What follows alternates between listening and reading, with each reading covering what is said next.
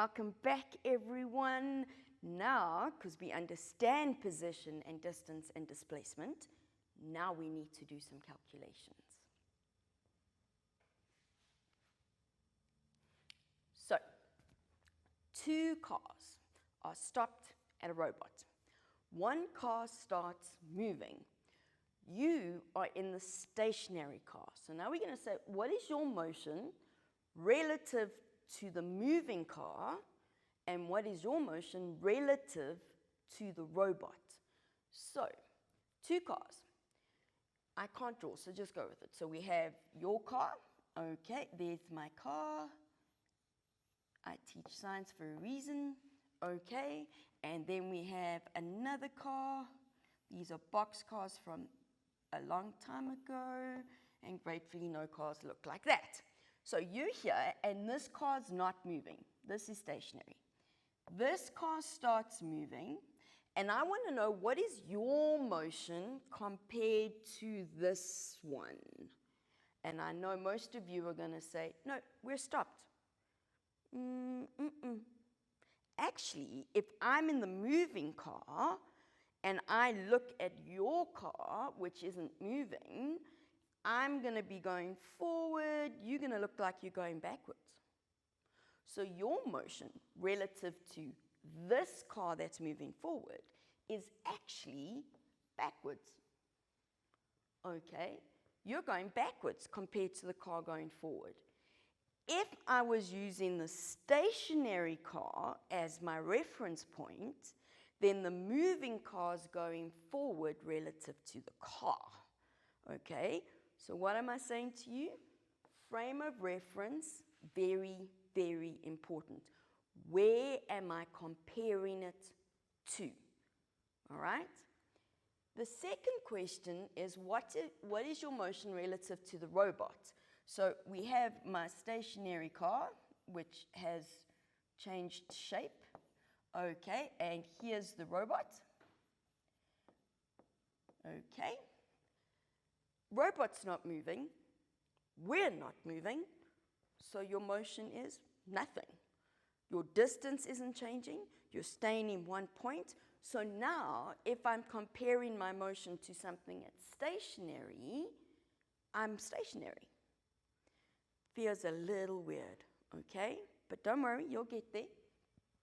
So, you're sitting in a train which is moving at 30 meters per second north. What is your motion relative to the train?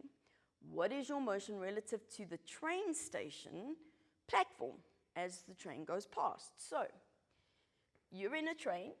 Here's my train. I'm not even going to put wheels on. And you are here. So, you're sitting in the train. There's your chair. Okay. You're just sitting there. The train is going at 30 meters per second, and it's going north.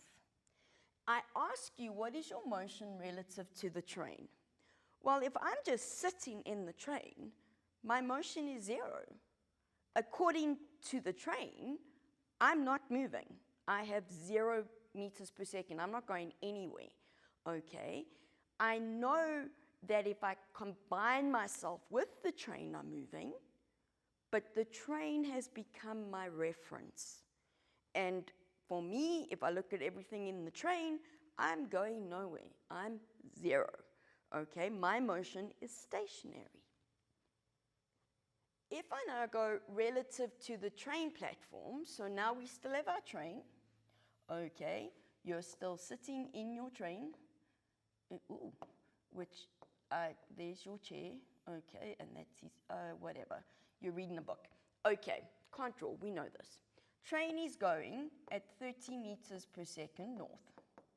Now, essentially what I'm asking here is if you're in the train and someone on the platform is now watching the train go past, you're moving with the train. So if I'm watching from the platform, your motion is now 30 meters per second north because someone outside the train is watching. Where my frame of reference is has changed. Okay, so now you are moving at 30. Oh, now we're still sitting in the train. going at 30. You now stand up and walk north on the train at 2 meters per second. What is your motion relative to the train? What is your motion relative to the stationary train station? So, the difference is now we've got the train's moving at 30, and now you decide that you need to go for a walk. Inside the train, you are going 2 meters per second north. When you were just sitting, your motion was 0. Now you get up and you start walking. So think about it this way. If somebody was sitting in the train and now watched you walking, they would go, you're walking 2 meters per second north relative to the train. Because we're not worried about what's going on around the train, we're worried about what's going on in the train. So your motion would be 2 meters per second north relative to the train. Okay, that's my frame of reference. Now they want, what about the person on the train station? Well, here's the train again, going at 30. Here's you going for a walk at 2. Now this one's fun, because what's the person going to see? The person's going to see the train come past at 30, but at the same time there's someone walking in the train going at 2. That person is actually going faster than 30. The person's going to be going 32 meters per second north. Remember, that's relative to the platform now, okay? Platform. There we go. All right, so my cat loves to sit on the windowsill in my lounge. One day she saw a mouse that was 1.5 meters to her right and a toy ball that was 2 meters to her left. So this is the situation. There's my cat, there's the mouse, there's the ball, okay? If I now want to describe her, she's my reference point. So I would say the mouse is 1.5 meters to the left of the cat, okay? But if I go, what is the mouse relative to the ball? The mouse is now 3.5 meters to the left of the ball. Now that's quite important. I need to know where I'm measuring it from as to whether I'm going to say the mouse is at a distance of 1.5 or the mouse is at a distance of 3.5, okay? And it's a toy mouse, okay? I don't have real mice in my house, okay? There's no mice in my house. It's a toy mouse. It's her favorite toy, okay? But if I had to say to you, my cat decides to go play with her ball, which position-wise is 2 meters to her right. But being a cat, she's not going to go in a straight line to the ball because that's not what she does. What she does is she goes for a walk around the lounge and she goes backwards and forwards, and then she decides she's going to go play with the mouse for a little bit, eventually gets to the ball, okay, because she's running around having what I call her zoomies, right? But eventually she gets there. Now, that distance that she's traveled through all of that, that could be, knowing my cat, 10 meters, okay? So that would be her distance.